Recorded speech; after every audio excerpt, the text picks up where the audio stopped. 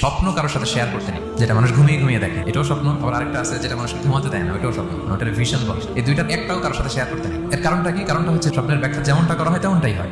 আপনি একটা স্বপ্ন দেখলেন, একজনকে একটা বললেন, সে হুট করে একটা ব্যাখ্যা দিয়ে দিল, ওইটাই হয়ে যাবে। এটা আপনার জন্য ভয়ঙ্কর হয়ে যেতে পারে। এক লোক এসে মোহাম্মদ ইবনে সিরিনকে বললো যে আমি দেখলাম আমার ছেলে পানি খেতে খেতে পেটটা এত বড় হয়ে গেছে। এই একই স্বপ্ন আরেকটা লোক দেখলো, দেখে এক মূর্খের কাছে জিজ্ঞেস করলো। সে বললো সর্বনাশ, এত বড় পেট হয়ে গেছে, তোমার ছেলে তো মারা যাবে।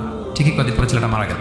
আর একই স্বপ্ন দেখে এই লোক মোহাম্মদ ইবনে সিরিনকে জিজ্ঞেস করেছিল, উনি বলেছেন যে তোমার ছেলে তো অনেক বড় আলেম হবে। ঠিক তাই হয়েছে, ওই ছেলে অনেক বড় আলেম হয়েছে। এই ভিশনও শেয়ার করা যাবে না কারোর সাথে। বিশাল বড় একটা কিছু প্রজেক্ট নিছেন, শুরু করার আগে আপনি বলে ফেলছেন, শেষ, আর এটা হবে না। দেখবেন যে এখান থেকে কনস্পিরেসি, ওইখান থেকে শত্রুতা, ওইদিকে এটা করছে ওইটা করছে, আপনি আর আগাতেই পারবেন না।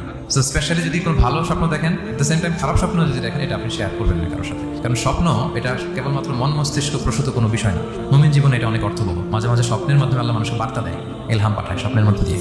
যার জ্ঞান নেই বা ব্যক্তিগত জীবনে পাপী, ভালো মানুষ নয় বা হিংসুক টাইপের, এদের কাউকে আপনার কখনো স্বপ্ন শেয়ার করবেন না। ভালো স্বপ্ন দেখলে শুকরিয়া করুন, আল্লাহ আলহামদুলিল্লাহ, আল্লাহ কবুল করুন। খারাপ স্বপ্ন দেখলে পানা চাবেন আল্লাহ।